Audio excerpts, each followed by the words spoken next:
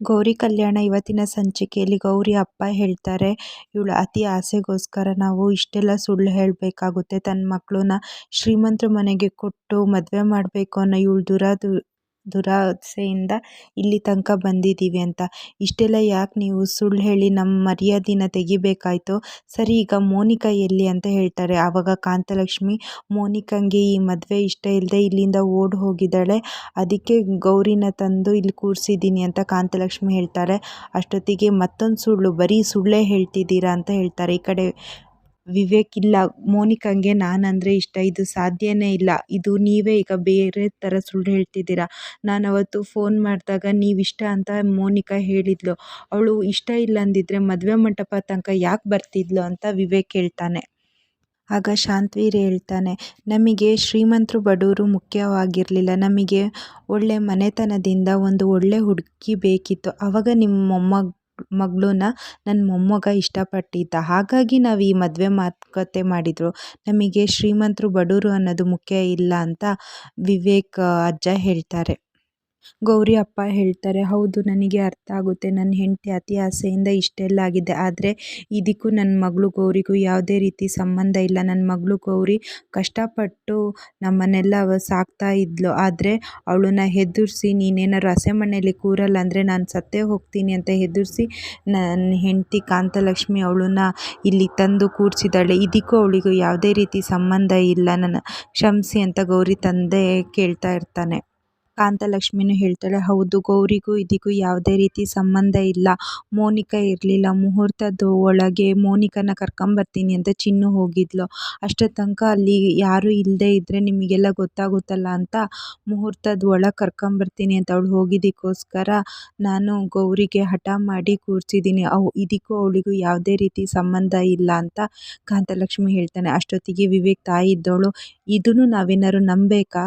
ನೀವಿಷ್ಟೆಲ್ಲ ಸುಳ್ಳು ಹೇಳಿದ್ದೀರಿ, ಇನ್ನು ನಾವು ನಿಮ್ಮ ಮಾತನ್ನ ನಂಬ್ತೀವ ಅಂತ ಕೇಳ್ತಾರೆ. ಅಷ್ಟೊತ್ತಿಗೆ ಗೌರಿ ತಂದೆ ಇದ್ದವರು, ಇಷ್ಟೆಲ್ಲ ನೀನು ಸುಳ್ಳು ಹೇಳಿದ ಮೇಲೆ ಇನ್ನವರು ನೀನು ನಿಜ ಹೇಳಿದ್ರು ನಂಬಲ್ಲ, ನನಗೆ ನೀನು ಯಾವ್ದು ನಿಜ ಹೇಳ್ತಿದ್ಯೋ ಯಾವುದು ಸುಳ್ಳು ಹೇಳ್ತಿದ್ಯೋ ಅಂತಲೇ ಗೊತ್ತಾಗ್ದಿಲ್ಲದ ಮೇಲೆ ಅವ್ರು ಹೆಂಗೆ ನಿನ್ನ ನಂಬ್ತಾರೆ ಕಾಂತಲಕ್ಷ್ಮಿ ಅಂತ ಗೌರಿ ತಂದೆ ಹೇಳ್ತಾನೆ.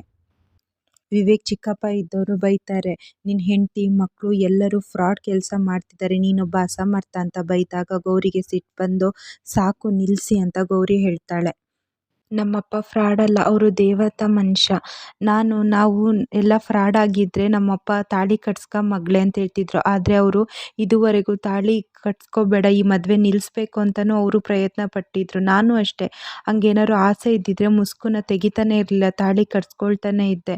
ನಾನು ಯಾಕೆ ಕೂತಿದ್ದೆ ಅಂದರೆ ಮೋನಿಕಾ ಅಕ್ಕ ಬರ್ತಾಳೆ, ಅವಳೇ ಮದುವೆ ಆಗ್ತಾಳೆ ಅಂತ ಅಂದ್ಕೊಂಡು ಅವಳ ಜಾಗದಲ್ಲಿ ನಾನು ಕೂತಿದ್ದೆ ಅಂತ ಹೇಳ್ತಾಳೆ. ಈ ಕಡೆ ಕಾಂತಲಕ್ಷ್ಮಿ, ಜೀರಿಗೆ ಬಿಲ್ಲ ಶಾಸ್ತ್ರನೂ ಆಗಿದೆ, ಕನ್ಯಾದಾನನೂ ಮಾಡಾಯಿತು, ಈಗೇನಾದ್ರು ಅವಳಿಗೆ ನೀವು ತಾಳಿ ಕಟ್ಟಲ್ಲ ಅಂದರೆ ಅವಳ ಜೀವನನೇ ಹಾಳಾಗುತ್ತೆ, ಅವಳನ್ನ ತಾಳಿ ಕಟ್ಟಿ ಅವಳನ್ನ ನಿಮ್ಮನೆ ಸೊಸೆ ಮಾಡ್ಕೊಳ್ಳಿ ಅಂತ ಕಾಂತಲಕ್ಷ್ಮಿ ಬಿದ್ದು ಕೇಳ್ತಾಳೆ.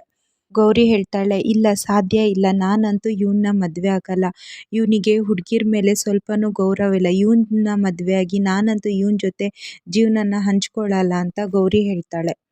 ನಾನು ಮದುವೆ ಮಂಟಪದಲ್ಲಿ ಕೂತಿದ್ದು ಅಕ್ಕ ಬರಲಿ ಅಂತ, ಅಕ್ಕ ಬಂದ ತಕ್ಷಣ ಅವಳಿಗೆ ನನ್ನ ಜಾಗನ ಬಿಟ್ಕೊಡ್ತಿದ್ದೆ, ಅದು ಬಿಟ್ಟರೆ ಇವನ ಜೊತೆ ತಾಳಿ ಕಟ್ಸ್ಕೋಬೇಕು ಅಂತ ನಾನು ಕೂತಿರಲಿಲ್ಲ, ನಾನಂತೂ ಈ ಮದುವೆ ಆಗಲ್ಲ ಅಂತ ಗೌರಿ ಹೇಳ್ತಾಳೆ. ವಿವೇಕು ಅಷ್ಟೇ, ಮದುವೆ ಆಗೋಣ ಅಂತಿದ್ರೆ ಅವರು ಅಕ್ಕನೇ ಇಲ್ಲ, ಅವಳ ಜಾಗದಲ್ಲಿ ಇವಳು ಕೂತಿದ್ದಾಳೆ, ಈಗ ನೋಡಿದರೆ ಇವಳು ನಾನು ಮದುವೆ ಆಗಲ್ಲ ಅಂತಲೇ ಹೇಳಿದ್ದಾಳೆ, ಇಂಥ ಸುಳ್ಳು ಹೇಳೋ ಇವಳನ್ನ ನಾನೆಲ್ಲಿ ಮದುವೆ ಆಗ್ತಿದ್ದೀನಿ, ನಾನು ಅಷ್ಟೇ, ಇವಳನ್ನಂತೂ ಮದುವೆ ಆಗಲ್ಲ, ನೆವರ್ ಅಂತ ಅನಿಕೇತ್ ಹೇಳ್ತಾನೆ. ಗೌರಿನೂ ಅಷ್ಟೇ, ನಾನು ನಿನ್ನ ದುಡ್ಡಿಗೂ ಆಸೆ ಪಟ್ಟಿಲ್ಲ, ನಿನಗೂ ಆಸೆ ಪಟ್ಟಿಲ್ಲ, ನಾನಂತೂ ಈ ಮದುವೆ ಆಗಲ್ಲ ಅಂತಾಳೆ.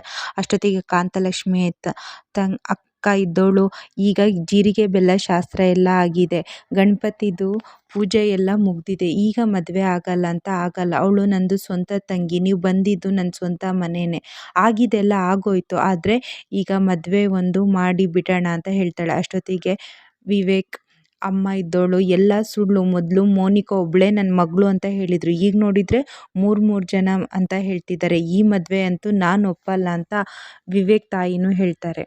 ವಿವೇಕ್ ಇದ್ದವನು, ನಿಮಗೆ ನಿಮ್ಮ ಫ್ಯಾಮಿಲಿ ಮೇಲೆ ಚೀಟಿಂಗ್ ಕೇಸ್ ಮೇಲೆ ನಿಮಗೆಲ್ಲ ಪೊಲೀಸಿಗೆ ಕಂಪ್ಲೇಂಟ್ ಹೋಗ್ತೀನಿ ಅಂತ ಹೆದರಿಸ್ತಾನೆ. ಇಷ್ಟು ಇವತ್ತಿನ ಸಂಚಿಕೆಯಲ್ಲಿ ನಡೆದಿದೆ.